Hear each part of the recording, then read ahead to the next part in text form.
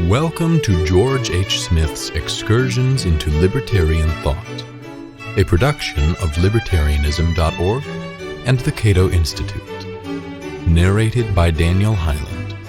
Social Laws, Part 2.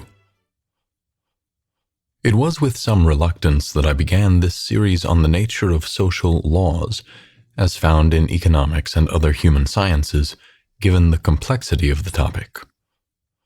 But as with all my essays for libertarianism.org, I write about what interests me personally, and I have been keenly interested in this controversy for decades.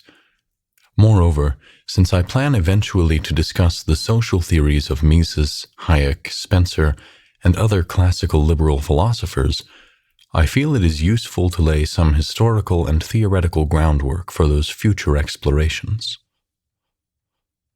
Granted, some readers may not be interested in the intricacies of social theory, and others may wonder how such matters relate to libertarianism. To the first group, the uninterested, I have no persuasive reply.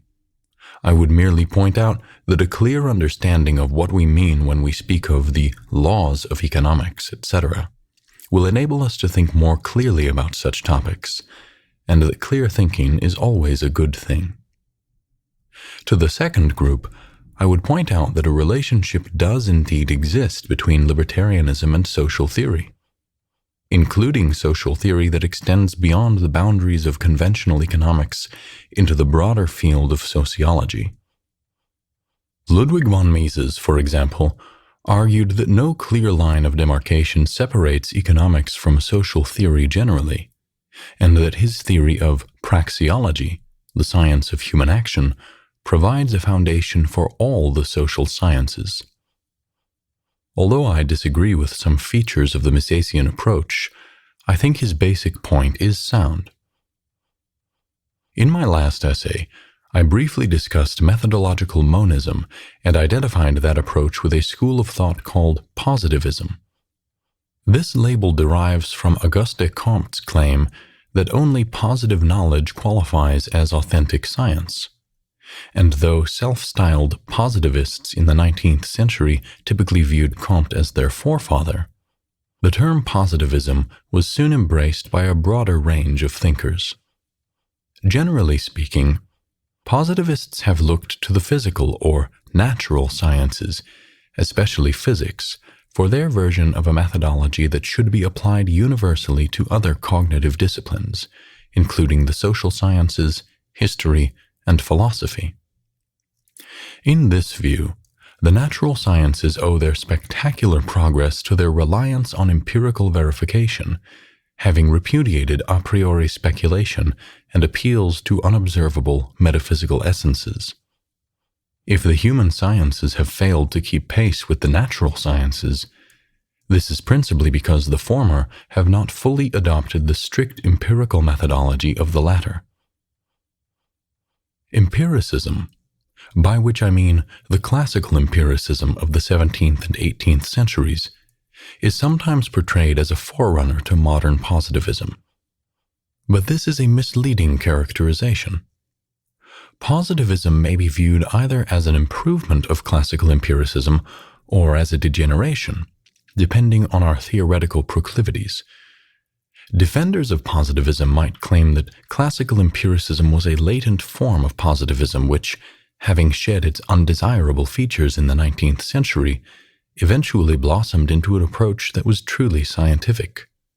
Contrariwise, critics might claim that positivism was an aberration of classical empiricism, one that tragically ignored or excluded some of empiricism's most important insights. Classical empiricism, as pioneered by Francis Bacon and John Locke, was based on the premise that all knowledge is ultimately derived from experience, whereas positivism claims that scientific knowledge must be capable of being verified through sense perception. Empiricism is a theory about the origin of knowledge, whereas positivism is a theory about the justification of scientific knowledge, and the latter does not necessarily follow from the former. Let's glance at the two significant differences between classical empiricism and modern positivism. First, many classical empiricists did not embrace the methodological monism that would become the keystone of positivism. Consider this typical statement by a luminary of the French Enlightenment, the mathematician and philosophe Jean d'Alembert. If one reflects somewhat upon the connection that discoveries have with one another, it is readily apparent that the sciences and the arts are mutually supporting, and that consequently there is a chain that binds them together. But if it is often difficult to reduce each particular science or art to a small number of rules or general notions, it is no less difficult to encompass the infinitely varied branches of human knowledge into a truly unified system.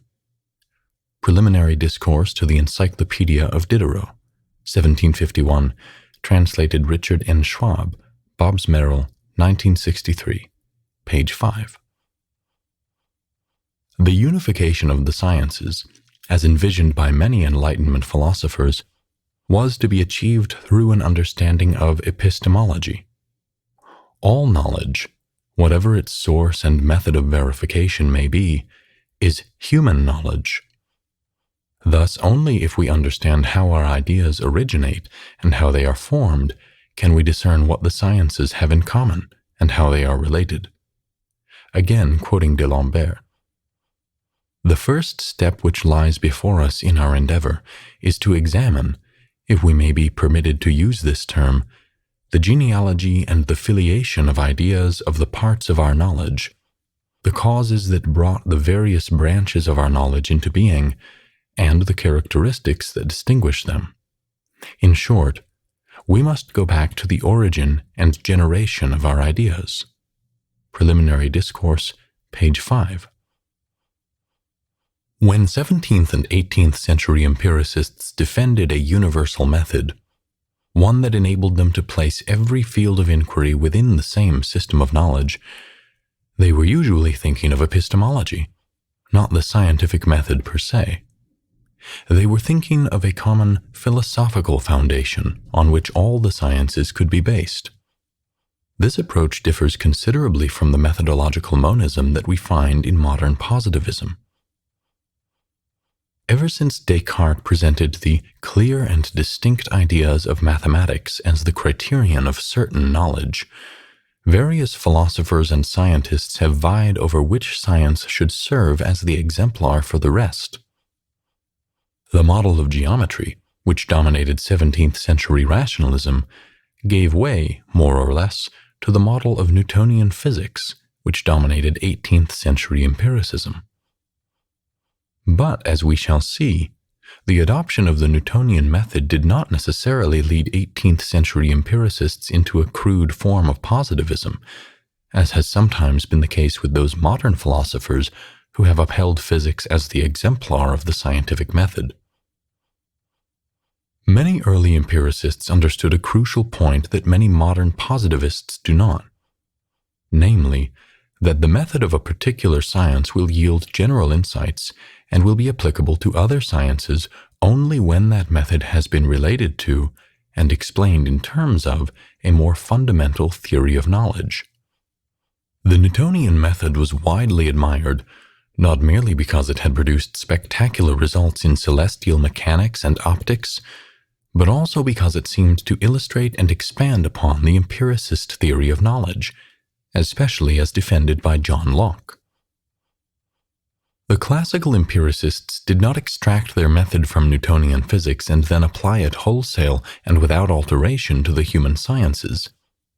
They did not pound the square peg of the human sciences into the round hole of the Newtonian method, as employed in physics, dismissing whatever would not fit as unscientific or as useless metaphysical speculation.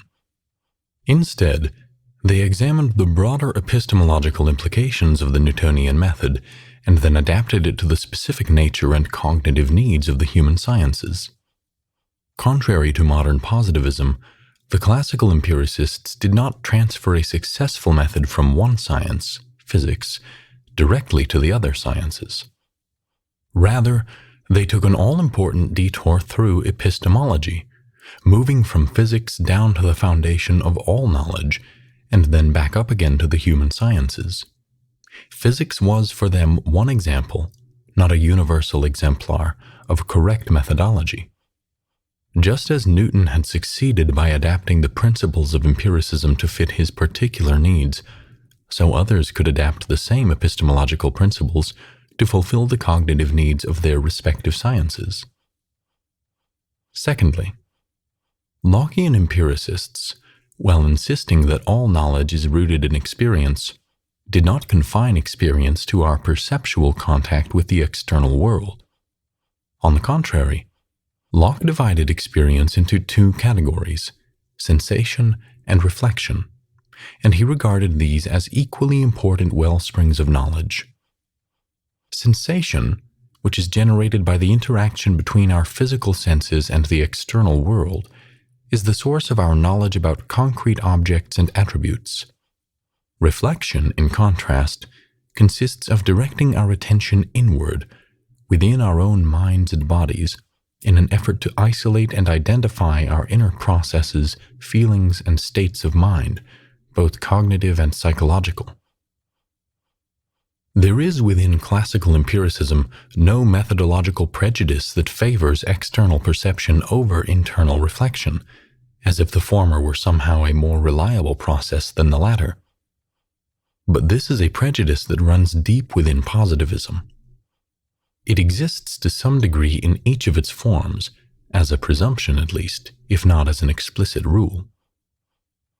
For instance, Auguste Comte expressed contempt for the introspective procedures of psychology and economics, because their claims supposedly could never be verified by legitimate scientific means. If philosophy and the human sciences wish to attain the status of authentic sciences, they must follow the example set by the physical sciences. They must eschew all theories based on subjective introspection and confine themselves to claims that can be verified through external observations and experiments. As I noted earlier, this call for empirical verification without recourse to introspection should not be confused with the agenda of classical empiricism, even though both traditions sometimes employed similar language. Introspection, for many classical empiricists, was indispensable not only for the human sciences, but also for mathematics, history, and the natural sciences, or natural philosophy, to use an earlier label. This point is illustrated in David Hume's remark that mathematics, natural philosophy, and even natural religion are in some measure dependent on the science of man, since they lie under the cognizance of men and are judged of by their powers and faculties. Thank you for listening to Excursions. To learn more about libertarian philosophy and history, visit www.libertarianism.org.